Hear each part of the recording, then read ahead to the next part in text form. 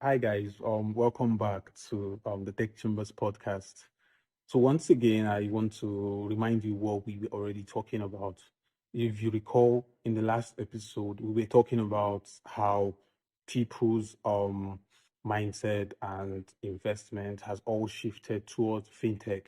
So what does the tech world hold for us aside just the fintech? And then why is it that people don't get to invest in other parts or other sectors of the tech industry as much as they invest in the fintech sector?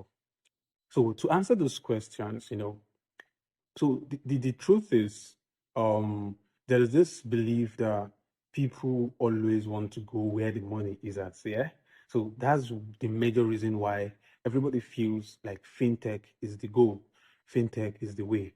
But then, realistically speaking, there's a whole lot that lies yet untapped all across the tech sectors, and I think to a reasonable extent, it portends a whole lot for the persons or group of persons that decide to tap into it.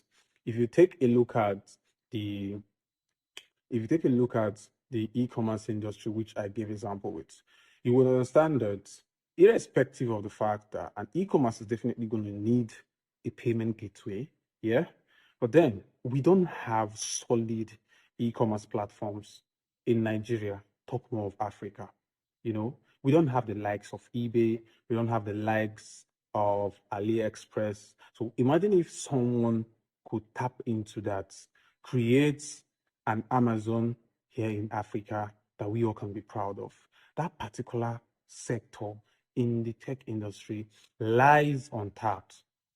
So the real question is, why does it always look like fintech is easier? So I'm going to answer that.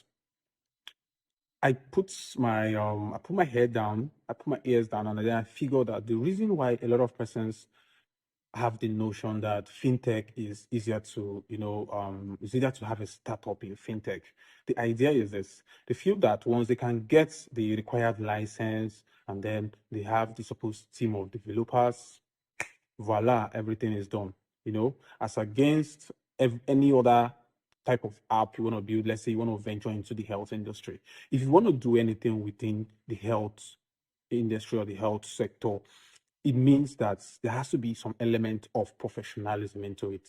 So, to a reasonable extent, I'm of the opinion that the professionalism is something people get scared of. It's something people don't want to really own up to. People feel like to own a health app, I have to be an authority in the field, and to be an authority in the field means the app has to have, I have to have supposed certificates to back up whatever I'm selling within the app. That's the more reason why people tend to do fintechs, because anybody, of course, if you can do your numbers, you feel like you can do money, you feel like you can count money and then you need money, but then you can't just do that with the health sector. You have to be supposed and a supposed authority in the field. But let's even entertain the little idea that, okay, I might decide I want to do provide a health solution, but then I'm not necessarily a health practitioner. What that means is I have to hire the services of the supposed health practitioners. So this now means that the costs increases. It becomes more capital intensive as against fintech startups. So I've given you two reasons why people often venture into fintech startups as against any other startup within the tech industry. Once again, we're going to continue the series. We're going to talk about a whole lot of things happening within the tech space, and we're going to keep sharing our views and hope to, keep enlightening ourselves. Once again, my name is Godsent Michael. Thank you for liking, thank you for sharing, and see you when next I see you.